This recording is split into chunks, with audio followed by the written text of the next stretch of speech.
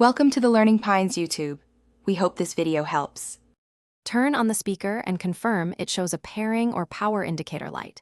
Place the phone within 3 to 10 feet of the speaker to ensure a strong signal. Make sure your phone has Bluetooth enabled and is not in airplane mode so connections are possible. If you plan to use a cable, inspect a USB-C or 3.5 cable for any damage before connecting. Charge the speaker battery to at least 20% for uninterrupted setup and testing.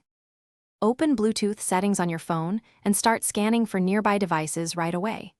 Put the speaker in a pairing mode by holding the pairing button for 3 to 5 seconds.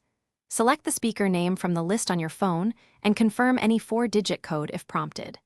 Wait until the phone displays connected and the speaker shows a steady or solid light to indicate success. Play a short test tone or music clip to verify audio streams through the speaker.